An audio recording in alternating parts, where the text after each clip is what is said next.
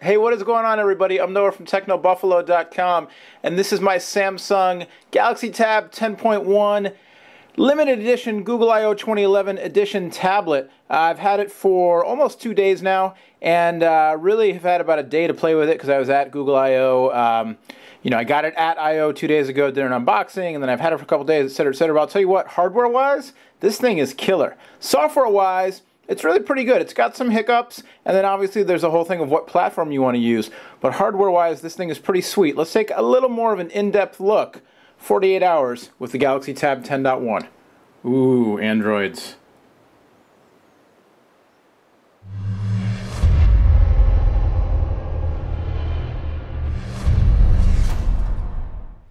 Alright, so right off the bat, I'll tell you that John is sending up our Asus Transformer, our ePad Transformer, eTransformer? ePad Transformer review unit, so I can check it out and go head-to-head, because as of now, the Tab 10.1 may be my favorite Android tablet to date, and John is really high on the Transformer, so I am excited to get my hands on that one. I haven't yet tried it myself and check it out. But what I really like about the Tab, which is also what I really like about my other favorite Android tablet, the LG G Slate for T-Mobile, or Optimus Pad, is the hardware, the form factor. This thing is incredibly thin, incredibly lightweight. It's about 1/3 of an inch thick. It weighs 1.3 pounds, I believe. And it's just my criticisms about the Motorola Zoom, software aside, but hardware-wise, my two big criticisms were the screen was kind of washed out, and it was bulky, it's heavy, it's kind of thick and kind of heavy, and just for one-handed use, there was no way it was going to happen for me. But this thing is not a problem to hold one-handed. And what was really cool, actually, was at the show, at Google I/O, people got these on the first day after the opening keynote, and there was a long line to wait in, and then everybody got one for free.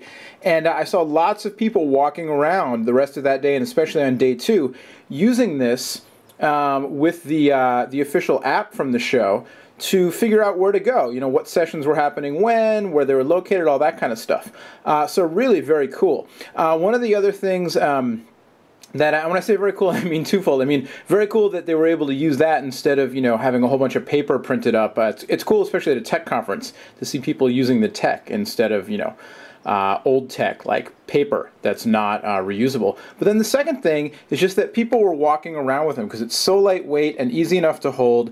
I'm still going to say that I think the widescreen form factor is superior for a tablet to the route that iPad went with the 4:3 aspect ratio. And look, to everybody out there who's already saying, why are you comparing this to iPad? Why do you have to talk about Apple all the time? It's because it's the market leader. It's not, this is not getting into, which is better right now. It's just, that's the market leader. The other thing, and I'm just going to mention this straight up because it's obvious, it's not digging at Samsung, it's not digging at Android or Google. It's just saying this straight up. Everybody who's seen this, who is not a geek, so that's about 5 people so far, has said, oh, is that your iPad? Because it looks like an iPad. It really does. I mean, the form factor is different. And like I said, that's a big plus for me, the widescreen form factor. But, the black bezel with the chrome band around it, I mean, it's very iPad looking. Granted, any tablet is going to look like any other tablet to an extent. But if you look even at the zoom, the zoom looks a little bit different. So definitely there is something to the Samsung's recent hardware designs, being reminiscent of some of Apple's. Anyway, that being said, to get off of that train, let's load up some music in the background here. This is the new music beta by Google, which works very well. We'll do a separate hands-on video on that one. No, I don't want to hear that song. I want to hear this song. There we go. But this works on Android devices. It works on the web, and it works very well streaming your music from the cloud. Rotate that into portrait mode. So we'll get to a separate video on that. But anyway, to get back to the Tab 10.1, the fact that it's lightweight enough and you can use it one-handed. You can hold it, the long way. We'll have to back the camera up here so you can get a better view of this. But you can hold it the long way, no problem, because it's light enough weight, and then it's narrow enough with the widescreen form factor that you can do things on it with one hand. And you can do two-thumbed typing in this mode. We'll stop the music. even though the Isley brothers have much better voices than I do. We'll get back to the home screen there. So if I go into, let's go into the browser, and if I want to type in a URL, it's not a problem at all to go two-handed. You can see there's a custom Samsung keyboard on here, which so far I really like. I actually think it's a minor improvement over the stock Android keyboard, just because things are a little more clearly labeled, the caps lock button, things like that. Just little minor things that I like more than I like the stock Android keyboard. And then obviously, you know, it's Android, so you can install all kinds of stuff on it. We'll go to customizations, widgets, you know, custom keyboard replacements, all that kind of business. So here's Techno Buffalo in the mobile theme mode. I've had a few crashes. I had the camera crash on me. I actually started this video and then the camera crashed on me. Yeah, for some reason, Android browsers seem to have a problem switching into mobile theme mode with our website. Every time I do a review video, it's like that. I don't know why. One site that always works for me is ESPN's True Hoop. So let's go there. But it's speedy performance. It's got the dual-core processor inside. It's Wi-Fi only. One thing about this Galaxy Tab, which is a little disappointing, but I understand, it doesn't come with Samsung's new TouchWiz panel for Honeycomb that I saw at Mobile World Congress. The rumors all point to that being unveiled on May 24th at an event Samsung's having in New York City, which everybody and their cousin is betting is going to be the official release of the Galaxy Tab 10.1 on a carrier in the US, etc., etc. So I'm kind of excited because I actually thought that TouchWiz looked pretty good and pretty useful. I'm kind of psyched to see that. But lots of people don't like the TouchWiz or just don't want anything, you know, besides stock Android. So this is Android 3.0.1. Kind of weird they announced 3.1 yesterday and it was available to Motorola Zoom customers, although as Adriana reported, she and John both having problems getting it downloaded to their devices. But then they handed out to developers, you know, this really slick top-of-the-line tablet with only 3.0.1 on it. 3.1 is coming in the coming weeks, apparently, for us. But it's the same screen size as the Zoom, 10.1 inches, 1280 by 800. To me, the screen on the Galaxy Tab is just crisper, brighter, looks nicer than the screen on the Zoom did.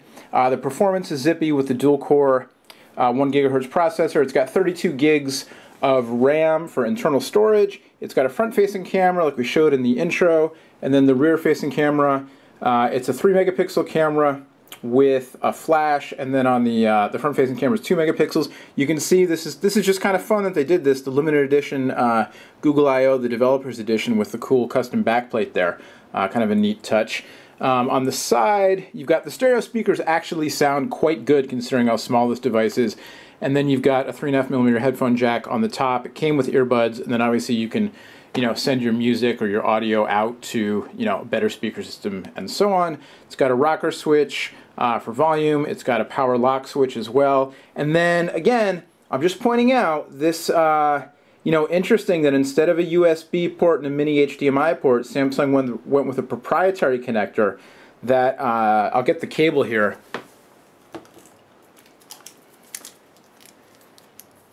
It is kind of, you know, it is iPad-esque. That's all I'm saying. Apple, not the only company to ever use a proprietary dock connector. So, you know, that being said. But again, just mentioning, interesting they went with a proprietary connector, and then it's modular, hooks up to the AC adapter via USB, or you can take the adapter off and use it for syncing with your computer, obviously. You can see the accelerometer built in. Again, nothing custom as far as Samsung goes, except there's a link to Samsung apps, which in the US, you have to set your language, and from the US doesn't really do much. You know, there are 10 apps here now, and they're all just like these tests. So, not really much going on there. We'll see by the 24th what Samsung has in store for the official launch. But again, so far, really enjoying it. You know, I am not going to get in right now to a whole Android versus other platforms debate, but just to say that as Android tablets go, for kind of a full-on, let's go to YouTube and watch a little video. For a full-on Honeycomb, I don't know what's going on. Let's watch this one. for a full-on honeycomb experience. I mean, this is just great, and a lot of that has to do with the form factor, because all these devices now, you know, the honeycomb devices have the dual-core processor, and the performance is generally pretty good. There are some bugs still, like I said, some crashes, but you know, that happens on any platform. You're going to get some crashes and whatnot. Unfortunately, it's just kind of the way it is these days. But really, they nailed it on the form factor. Haven't had a chance to really run down the battery yet, so I'll have to get back with some battery performance info. And like I said, it's Wi-Fi only. There's no cellular data on this device, so it's just going over Wi-Fi. But so far, so good. Really impressed. I think Samsung nailed it on the hardware. I think the hardware, you know, for my money, is probably the best tablet hardware out there. I mean, performance-wise, you know, you could compare it to, well, whatever you want, but form factor-wise, I prefer this to iPad 2. I prefer it to the other Android tablets that I've used, maybe with the exception of the G Slate, just because I like the smaller size. But this is so lightweight that it, you know, it makes me not care so much about the size, because I can use it one-handed, which for me, you know, I think is really key. So there you go. A quick kind of, I've had it for 2 days. I've used it for about a day. First impression review of the Samsung Galaxy Tab 10.1 limited edition, Google I/O developer edition, Wi-Fi only, etc., etc. It's a big thumbs up for me so far.